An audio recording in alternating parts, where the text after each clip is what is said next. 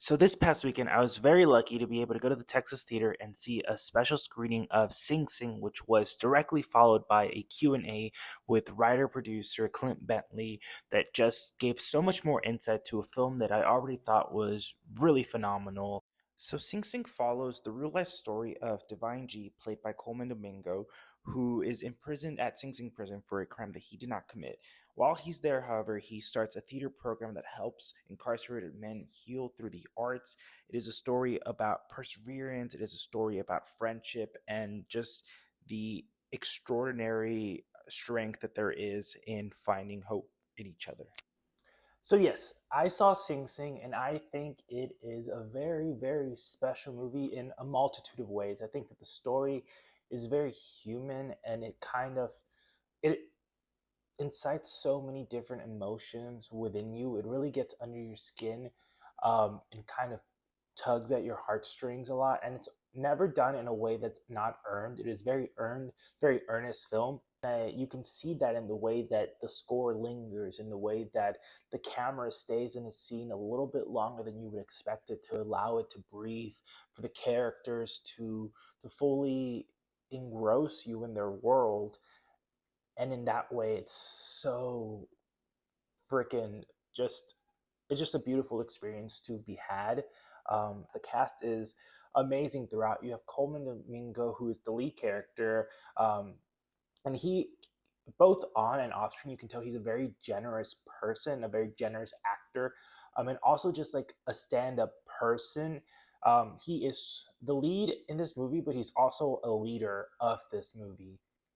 And what I mean by that is that his character, Divine G, started this theater group to kind of help people deal and explore their way and heal their way through the trauma that they've endured through the arts, which is extremely beautiful. And this character really cares about everyone who is in this program, everyone who is actively searching for justice, who may have lost hope along the way, in the system and the institution that kind of keep them down. However, it is very you get to a point in the movie where he has helped so many people that he's unable to ask for help, and I think that that's a very important lesson that people should really think about a little bit more when it comes to leadership, when it comes to being just a human being. Everyone needs someone, and if there's someone out there who's been helping out, um, they might be the ones who need the most help sometimes, and just aren't don't feel like they're in a position to reach out. And I think that the way he portrays this emotion and kind of going through this journey of understanding that others are there for you just like you are for them, I think that that was very touching and very well done. So Coleman Domingo knocks it out of the park. Per usual, he's just an amazing actor. Clarence Macklin, this is his first movie. He's actually playing himself. So a lot of the ensemble in this cast are actually people who went through this program. So they're essentially playing versions of themselves. And it really does add a level of reality, a level of humanity to this film that I don't think would have happened otherwise. It could have been kind of like a gimmick, but it really wasn't, because all of them are they're very talented in their crafts, which is acting, and then they also bring in this sort of camaraderie amongst themselves, and I think that that's really beautiful done. But Clarence Macklin, he's definitely kind of the biggest standout of the cast. He does a great job. Like, you could not believe that this is his first film role, because he is just so much. There's so much to his performance, and it's a lot of the things are very subtle, very nuanced, and it makes you wonder if someone who hadn't gone through his experience could bring the same things to this role. Not that you have to be the person that you're portraying or similar to that to portray them accurately, but it does, in this case, serve the purpose very well. And really, this film, the heart of it is that friendship between him and Coleman Domingo's character, kind of seeing Coleman Domingo bring this um, other person up with him, and then this person, um, Clarence Macklin, being able to be there for Coleman Domingo's character, Divine G, when he needs the help that he's not willing to ask for. I think that that's very beautiful. And there's also something so endearing about seeing such an amazing male friendship, which is not something you get to see. You don't get to see men being vulnerable a lot of the times in the real world and in movies. And so here they are just so tender and so loving to each other. Um, and it's just a beautiful friendship that is at the center of this movie. And really, the entire group does a great job at building that dynamic out. And I think it has to do with them having shared experiences, with them being so open.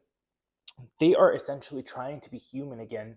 That is the purpose of this program. And that is something that one of the characters says.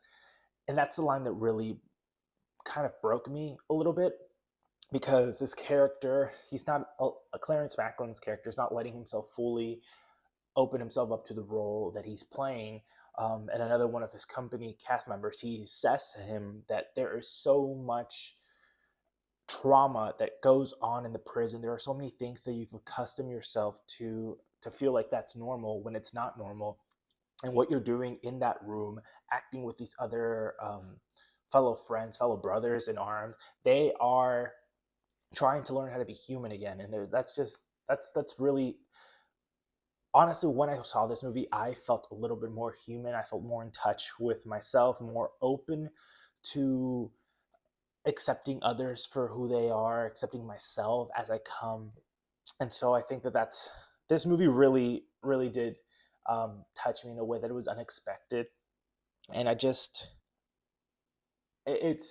important to know that there are so many factors in this world that will bring you down, so many factors that will imprison you, that will make you, that really limits your potential and your growth. And I think that it's important to know that when you start believing them, that's when that wins. Is you can't let that system, that pressure get to you, no matter how hard it might be. And that's another thing that I love about this movie, is the fact that it doesn't sugarcoat it. The system is not always right. Most of the time it's not right. And it is not an easy thing to kind of get your life back on track, but it's also not impossible. And as long as you have hope, um, then you are able to be more than the worst thing you've ever done. You're able to be human. Um, and yeah, I just think that the overall the film was great.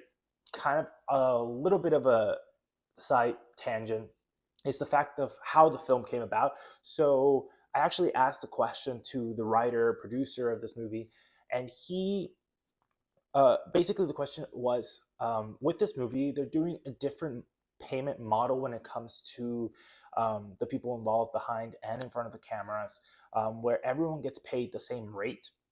Obviously some people are going to be getting more money depending on how long they've worked on it, because you get paid the same rate, but the hours is what changes, and they all have equity in the film, so they'll all be getting, you know, given that it makes enough money, they'll be getting some amount back. And there's something to giving everyone involved in a film ownership of that film that I definitely think adds to the creative energy. And it's something that the writer touched upon, that it kind of destabilizes in a way the power dynamics in a film set in a beautiful way that allows everyone to be collaborative, everyone to have skin in the game. And I think it's hopefully something that we see be done more in the future. You know, a lot of times in these like small indie movies, if they have, let's say, a $3 million budget, more than 50% would go to one lead to kind of anchor the film.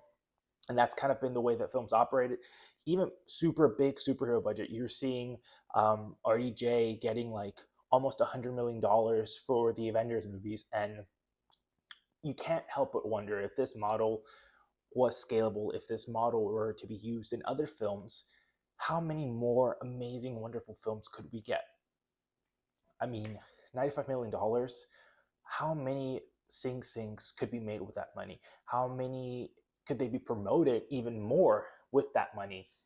And I think that this is a model that will, while I don't think it's going to take over the industry today, tomorrow, in the next year, I do think that it's something that could potentially be an answer to the current system, and could hopefully lead to amazing projects that would not otherwise be made.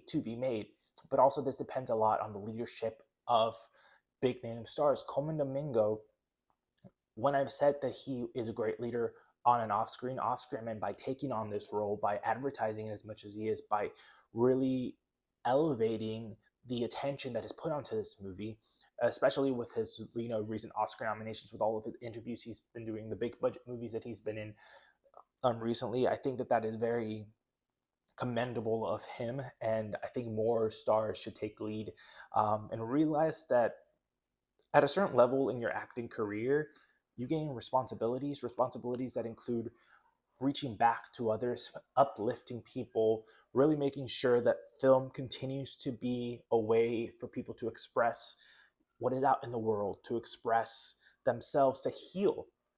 You want to heal through art. That's what the message of this movie is. And I think that that's something that this model kind of allows to happen as well. So I'm hoping that to see this go forward.